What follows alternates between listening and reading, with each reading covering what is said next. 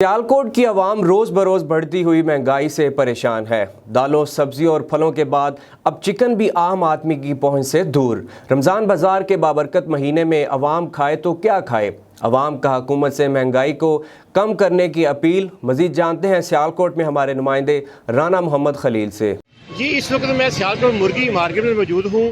सामान को छूती हुई मुर्गी की कीमतें जो कि आवाम की पहुँच से दूर होती जा रही हैं। आइए मेरे साथ एक खरीदार मौजूद हैं, इनसे मज़ीद जानते हैं। महंगा कभी मुर्गा देखा ही नहीं है, ना सुना है, ना मैंने आज तक खाया।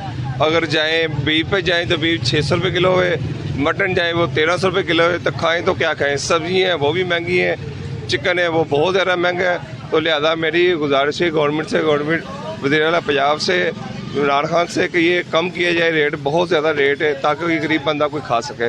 मैं तो ये मुर्गी नहीं लूँगा, मैं घर वापस जा रहा हूँ। बिस्मिल्लाहिर्रहमानिर्रहीम। रमज़ान शरीफ में ये पहली दफ़ा हुआ है कि इतना रेट मुर्गी का हुआ है, वरना ज़िंदगी गुजर गई है गोश्त खरीदते हुए। हमेशा यही होता था कि रमज़ान में रेट कम हो जाता था, लेकिन इस दफ़ा आपको समझ ही नहीं आ रही। हर चीज़ को आग लगी हुई है। चीनी है वो नहीं मिल रही, गोश्त है वो नहीं मिल रहा। अल्लाह ही हाफ़िज़ है। हम बहुत परेशान है, गाहक परेशान है, गाहक कोई नहीं है, होटल बिल्कुल बंद ने। बहुत ज़्यादा परेशानी है, लिहाजा है कि पिछों मुर्गी सस्ती कराई जाए, कारोबार जरा चले। बहुत ज़्यादा परेशानी बनी है आवाम वास्ते। कम लिहाजा बिल्कुल बंद पे ने, खर्चे किराए भलियों पै रहे हैं।